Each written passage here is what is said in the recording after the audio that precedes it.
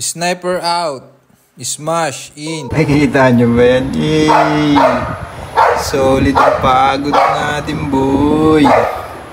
Yo, what is up guys? It's me again, P. Jong, and for today's video, ayan, magpapalitan tayo ng kahan ng ating motor. Itong sniper, gagawin na natin smash ulit. Pero babaklasin na natin to. Guys, share ko lang. Kaya nga pala ito ay sniper build kasi fan ako ng sniper dati pa. Kaya lang ay hindi natin kaya yung pambili ng sniper 150. Kaya nung ito'y napapunta sa akin tong motor na to, since hindi ko naman siya ginagamit sa highway, service ko siya papunta sa bundok. Kaya naisip ko na gawin na lang siyang sniper 150. At ayan, naging sniper naman yung front nga lang. Tapos ngayon, since napapunta tayo sa city, ay gagawin na natin siyang smash. Babalik natin siya. Pero hindi naman siya sa stock kasi ang stock nito ay smash na Revolution. Ang gagawin natin is yung smash na Titan, yung 115. Matilos yung uso at hindi yun plug and play kasi meron tayo dito mga babaguhin para pumasok yung kahang yun. At sana ay kaunti lang yung babaguhin na yun para hindi tayo masyado mahirapan. Balik tayo dito sa ating motor. May service ako dati na Rusi TC na 150 ay kaso lang binenta ko na siya kasi nag-upgrade tayo ng 4 wheels. Since hindi naman laging pang 4 wheels tayo, kaya kailangan natin tong motor na to. Kaysa mapatambak tong motor na to, naisip ko na gawin na siyang smash at parehistro para magamit siya daily. Nang wala na tayong iniiwasang checkpoint o iniisip na maabala tayo sa checkpoint kasi tatagos na tayo dun. Alright. Baklas na natin yung mga alagay sa kanyang pesan. Napakalinis. Tagas pa. Wawashingan natin yan muna. Bali ito papalitan na rin natin ito. Pang Rosie.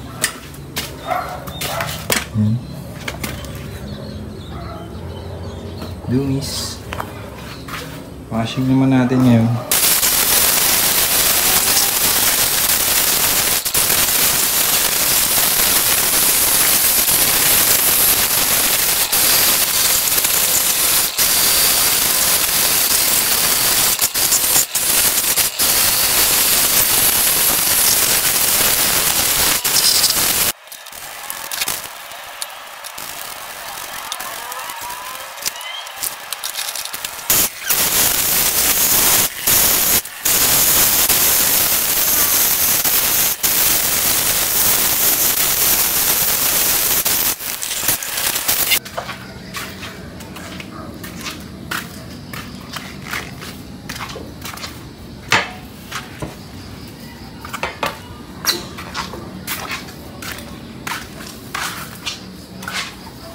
Ito yung mga pesa ng ating motor na bubuuhin para sa ating smash. Ayan. Ito ay inner fairing outer.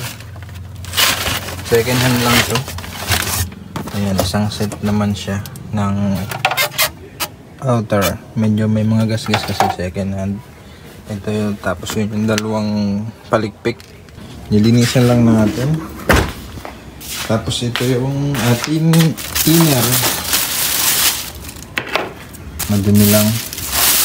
Ang kulang lang dito is yung kanyang undernet. Nilinisan natin. Medyo natambak nung dating may-ari na napagbilhan natin. Dalawang leg shield. Goods naman siya lahat. Ito yung kanyang kapaluli. Linisan natin yung lahat. In a good condition naman siya. Madumi lang. Nagpalit lang yung may-ari ng bago. All original. Ayan. Walang basag. Ang kulang lang dyan ay yung kanyang undernet. Linis na. All goods na. Paano na silang brand new.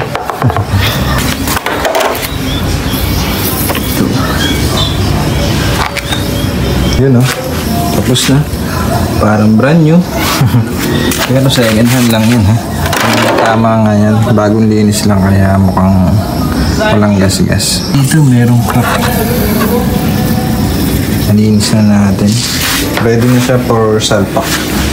Salpak na natin yung pairings natin na pang smash. Bali, ang inuna kong ikabit itong underneath niya kasi ito yung pagkukuha natin ng adjustment kasi doon sa una sinukat ko na ay hindi siya sakto. So pati itong underneath hindi rin naman sakto. Kasi itong mismong lock dito sa ilalim, hindi siya swak.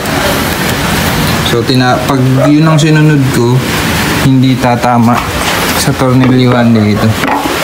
Pero pag ito yung sinunod ko, okay siya. Kaso lang tinabasan ko yun. Tapos ito, yung tornilyuhan nito, pasok na kasi ang sinunod natin is yung nandito.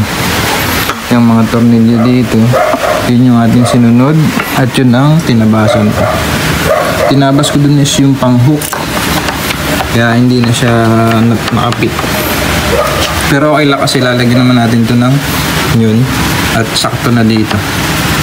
Bali ang adjustment na nangyari dito is yun lang sa likod. Tapos hindi naman kasi yan salpak nut, yun ay 110 lang revolution. Kaya itong adjustment niya, tapos ito pinotol ko tapos pinawelding ko ng bago para lagyan ng ating tornilyo. Kasi hindi sukat, masyadong malapad yung pang revolution. Sa smash na Titan yung sa 115 maipot lang. Taruin ko lang pala guys kasi ito talagang inuna ko yung kanyang buntot.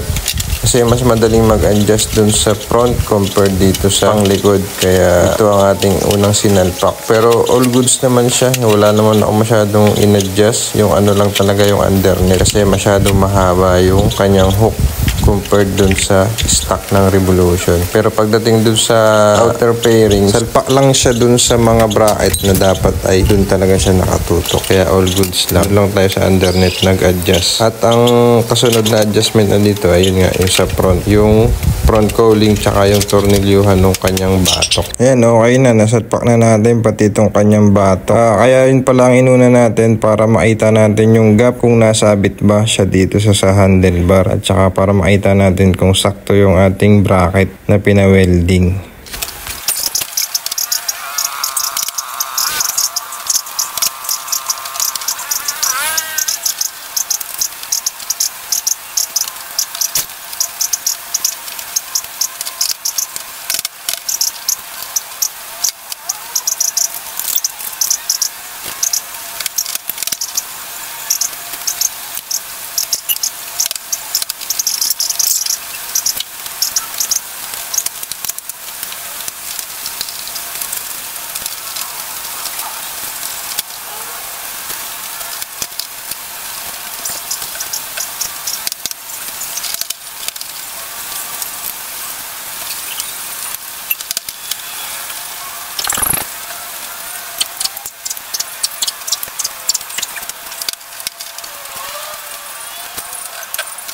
Tapos na.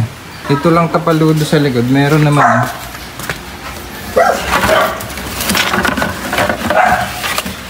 Meron na tayong tapaludo dito. Kaso lang, pag kinabit ko, sayang naman. Sayang kasi sasabit lang siya doon sa gulong, mapupudpud. Kaya hindi ko na muna ito ikakabit. Gawan na lang natin ang paraan yung dating tapaludo niya. Masyado mahaba yung swing arm. Kaya hindi ko na muna ito kakabit. Full goods na. Ito walang tornilyuhan kasi hindi nga ito yung para dito. Kasi ito ay smash na Revolution 110. Kinonvert lang natin. Ito nga pala lahat ay second hand. Second hand niya, may mga gasgas na. Second hand dito. Tapos itong ano, second hand lang din yan. Second hand lahat ng pyesa na ikinabit dyan. Kaya budget meal lang yan lahat. Tapos yung ano dito, yung kabitan nitong mismong front cowling, hindi rin siya sakto kasi. Ayun, na yung tornilyuhan.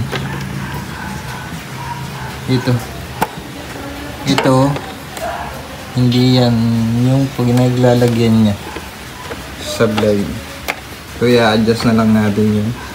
Tapos yung switch nga pala, meron na tayong switch nito, na-order natin sa Shopee.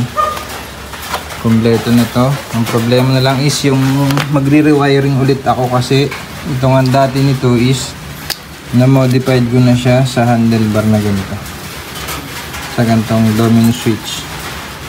Kaya, ayun, susubsugin din natin yung wiring niya. Ito nga pala yung mga switch natin, na-order ko to sa Shopee, 150 pesos. Kompleto na to. Kusina, headlight, high and low, tapos flasher with hazard. Kakabit natin.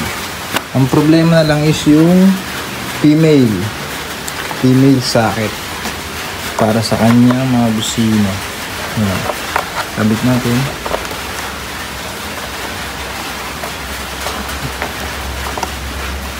Magpit. Yun. Masok yun.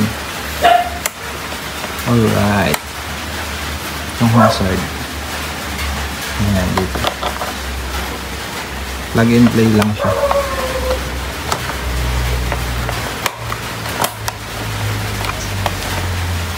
Ayan.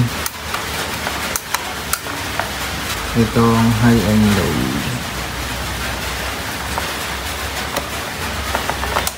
Ayan. Okay. Dito na sa kabila. Kasabit ata. Yung sabit niya. Hindi natin makakabit to kasi natama dito sa ating kukunin ko yung stock ko nito. Yun na lang, tsaka ito.